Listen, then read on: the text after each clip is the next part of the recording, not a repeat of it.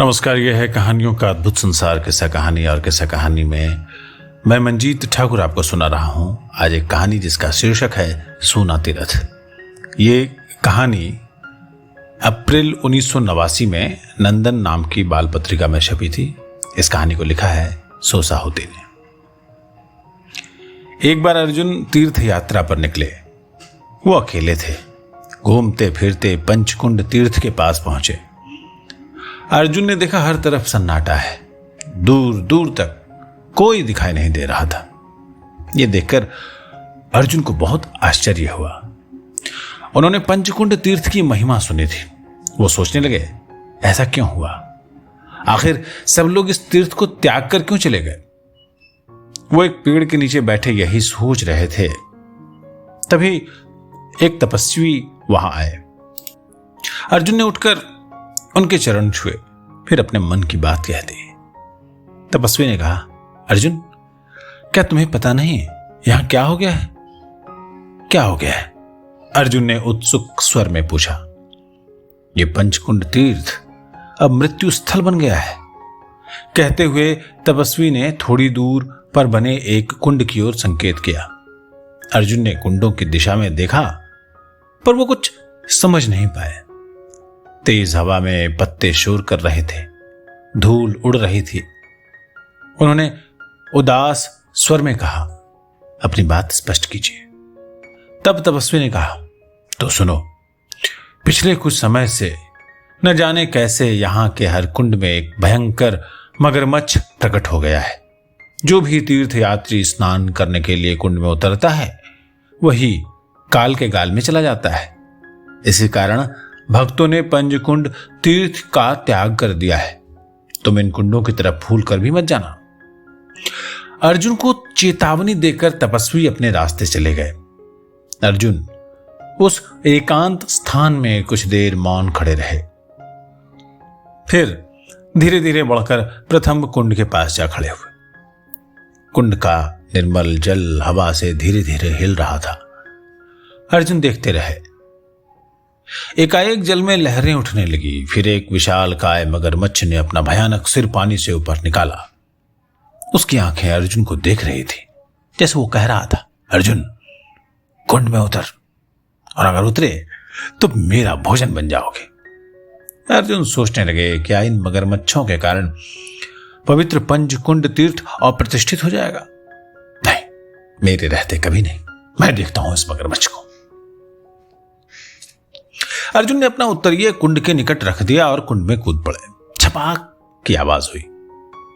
अर्जुन को लगा जैसे उनका पैर भयानक बंधन में जकड़ गया हो। मगरमच्छ ने उनका पैर अपने मुंह में दबा लिया और उन्हें तली की ओर खींचे ले जा रहा था। पर अर्जुन क्या एक मगरमच्छ से हार जाते? उन्होंने दोनों हाथ हवा में लहराए और तेजी से ऊपर उछाले। उनके पैर को अपने मुंह में दबाए मगरमच्छ भी हवा में उठ गया। वो पूंछ फटकार रहा था। अगले ही पल अर्जुन मगरमच्छ को लिए कुंड के पास सूखी जमीन पर आ गिरे। जैसे ही मगरमच्छ ने धरती स्पर्श किया, उसका रूप बदलने लगा। कुछ ही पल में वहां एक युवती खड़ी दिखाई देने लगी।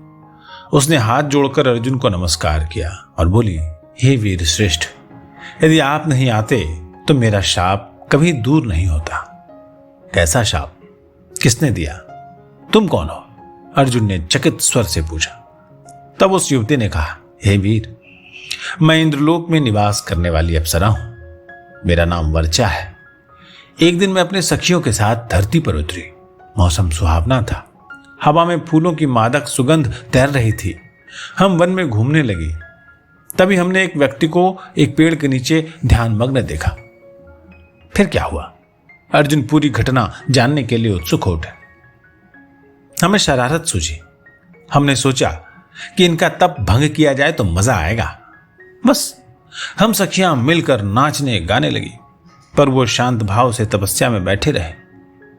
इस पर हम और जोर जोर से गाने लगे।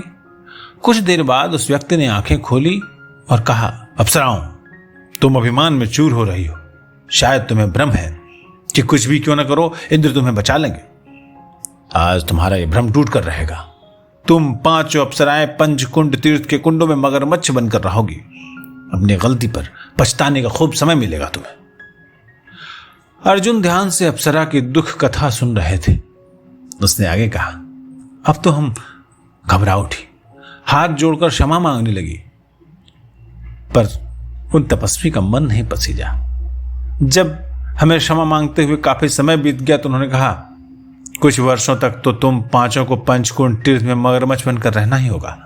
इसके बाद एक दिन कोई वीर कुंड में उतरेगा और तुम्हें बाहर लेकर आएगा, तभी शाप समाप्त होगा। और इतना कहकर फिर ध्यानमग्न हो गए। और फिर मैंने स्वयं को मगरमच्छ के रूप में इस कुंड के जल में तैरते हुए पाया। इतना कहकर अप्सरा चुप हो गई। उसकी आंखों से आंसू बहने लगे। अर्जुन ने उसे सांत्वना दी और कहा, अपनी भूल से सबक लेना चाहिए, जिससे भविष्य में वैसा न हो। और हां, तुम्हारी बाकी सखियां कहां हैं? वर्चा ने कहा, वीरवर मैं कुछ नहीं जानती, क्योंकि इतने वर्षों से मैं इसी कुंड में कैद रहने के लिए अभिशप्त थी, पर लगता है मेरी तरह मेरी सखियां भी जल की कैद भूख रही हूं। अब आप कृपा करके उन्हें भी शाप मुक्त करें। अर्जुन दूसरे कुंड के पास जाकर खड़े हुए। कुछ देर बाद जल में तैरता एक भयानक मगरमच्छ दिखाई दिया। अर्जुन ने झुककर पानी में हाथ डाल दिया। मगरमच्छ तुरंत लपका। अर्जुन पानी में कूद पड़े। उन्होंने मगरमच्छ की पूंछ पकड़कर झटका दिया तो वो धरती पर आ गिरा और अप्सरा में बदल गया। इस तरह वीर अर्जुन ने पांचों अप्सराओं को उस भयानक शाप से मुक्त करा दिया। उन्हें धन्यवाद देकर अप्सराएं आकाश मार्ग से देवलोक की तरफ लौट चली।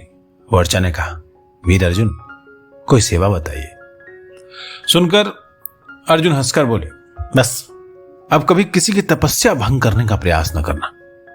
लजाती सकुचाती पांचों अप्सराएं आकाश में अदृश्य हो गई। अर्जुन ने बारी बारी से पंचकुंड में स्नान किया, फिर मंदिर में जाकर देव दर्शन किए, धूप दीप जलाए। वहां रखा शंख उठाकर होठों से लगाया तो देखा वही तपस्वी द्वार पर खड़े हैं जिन्होंने यहां आने से मना किया था। वो हंस रहे थे। अर्जुन ने कहा, आपने मुझे तो यहां आने से मना किया था और स्वयं चले आए, ये क्यों? मैं जानता था मना करने पर तुम यहां अवश्य आओगे, इसलिए मना किया था। मुझे पांचों अप्सराओं के शाप की बात पता थी। मैं चाहता था वो किसी तरह मुक्त हो जाए और वो काम तुम ही से संभव था। इसके बाद आशीर्वाद देकर तपस्वी चले गए। पंचकुंड तीर्थ की पवित्रता लौट आई थी। कुछ दिन बाद अर्जुन फिर से वहां आए तो खूब श्रद्धालु जुटे हुए थे। पंचकुंड पर स्नान करने वालों की भीड़ लगी हुई थी। इस कहानी का उल्लेख स्कंद पुराण में है। जैसा मैंने कहा कि नंदन के 1989 में अप्रैल अंक में इस कहानी को प्रकाशित किया गया था और इसे लिखा था सोमाहुति ने। कहानी का शीर्षक था सूना तीरथ। यह आवाज आप सुन रहे हैं मंजीत ठाकुर की। कहानी आपको अच्छी लगी हो तो किस्सा कहानी को सब्सक्राइब करें, इस कहानी को शेयर करें और हमें लाइक करें। नमस्कार।